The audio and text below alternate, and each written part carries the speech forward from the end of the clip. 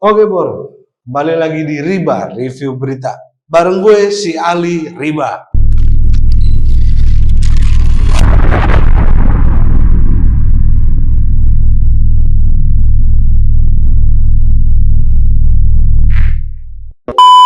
Seperti biasa Bor, setiap minggunya bakal selalu ada hal-hal yang selalu bikin kita naik darah, paling enggak lah, tensi naik dikit lah dengan kelakuan-kelakuan yang ada di negeri kita tercinta ini nih.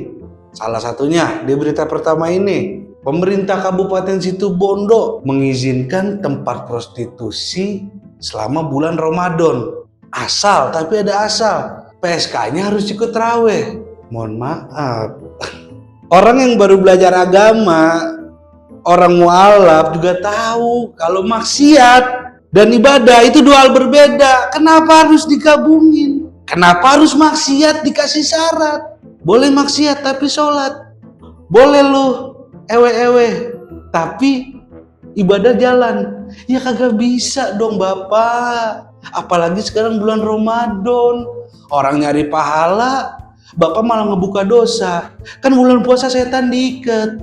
Kenapa ini dilepas? Mancing setan sendiri. Nah, tentu aja keputusan ini ngebuat DPRD ngamuk, komplain atas kebijakannya. Jangankan DPRD, Pak. Kakek-kakek sakaratul maut tuh denger kayak gini juga nggak jadi sakaratul maut, seger. Ya gimana nggak seger orang akidah? Orang ini perintah agama, tapi syaratnya boleh kalau udah ibadah. Habis itu berbuat zina. Aduh, astagfirullah. Bener-bener. Cuman di negara kita doang ini nih, ada peraturan-peraturan unik yang di luar nalar kita, Bor. Udah gitu PSK-nya juga komplain. Katanya, kalau dia harus ibadah kapan kerjanya? Ya iya itu udah tahu. Makanya, kalau bikin peraturan itu, dilihat baik buruknya. Jangan hanya mementingkan syahwat, tapi ada hal-hal lain yang terlewat. Kan nggak lucu kalau kayak gitu. Nggak ada yang diuntungin. PSK-nya aja nggak untung, yang datang juga nggak untung. Lagi juga, emang ada yang mau nge-seks di bulan puasa. Kecuali anaknya Dajjal, gue yakin itu dong yang mau. Masuk Bor ke berita kedua. Nah, di berita kedua ini biasa, genderang-genderang menuju perang politik di 2024 telah dimulai. Jadi di Sumeneb ini Bor, ada kejadian yang membagongkan. Jadi ada salah satu partai dari warna yang pemberani, warna merah. Kalian udah pasti tahu kan siapa? Bukan Liverpool, bukan Manchester, tapi PDIP. Nah, jadi kader PDIP di Sumeneb ini Bor, bagi-bagi amplop di masjid. Yang gue tahu, masa kampanye nih belum mulai, tapi ini kenapa udah bisa ngebagi-bagi amplop di masjid pula?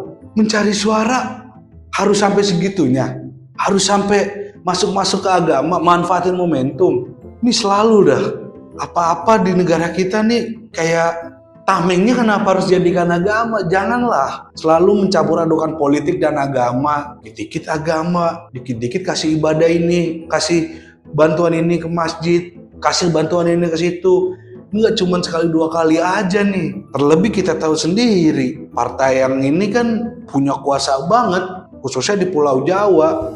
Terus Bor, berdasarkan informasi yang beredar juga, kalau amplopnya itu 300.000 isinya dan bakal dibagikan ke 175.000 kepala keluarga dengan alih-alih untuk membantu beli sembako dan lain-lain. Siapa yang nggak tergiur dengan 300.000? Apalagi di bulan puasa gini, apalagi bahan pangan sekarang ini sulit, harga-harga pada naik. Cuman caranya itu loh nggak etis. Apalagi kalau ini bener-bener tujuannya untuk kampanye, ini harusnya udah melanggar banget sih. Wong kampanye aja belum dimulai, tapi ini mereka udah pada mencuri start. Ya kalau mau pemilu, pengen yang adil, jujur, ya ikutin lah peraturannya. Apalagi dengan partai sebesar ini, harusnya nggak perlu pakai cara-cara kasih amplop gitu juga. Udah pasti banyak suaranya, tanpa harus ngemis-ngemis kayak gitu. Buat gue sih caranya udah kurang elegan ya. Norak, kampungan. Perlu belajar dulu lah pakai cara-cara yang lain. Cara dapat empati itu gimana. Dia bisa belajar dari Fajar Set Boy. modal sedih, menarik empati banyak orang. Nah, kayak gitu kan kreatif dibanding harus buang-buang duit 300.000 buat satu orang. Mending lo pakai buat yang lain. Ya, tapi mau gimana lagi? Emang udah kebiasaan banget. Di negara kita tuh selalu hal-hal kayak gini menjadi hal yang lumrah. Dikit-dikit duit. Giliran kalah, cak-mencak lu pada. Nah, Bawaslu juga bakal tindak lanjutin nih info kejadian ini nih. Sebab Bawaslu mengatakan kalau masa kampanye belum dimulai tapi serangan udah di mana-mana. Oke, Bor, sekian Riba pada episode kali ini. Kalau lu punya pendapat lain dengan gue, bisa langsung komen di bawah. Dan jangan lupa untuk like, subscribe, share ke teman-teman lo semua.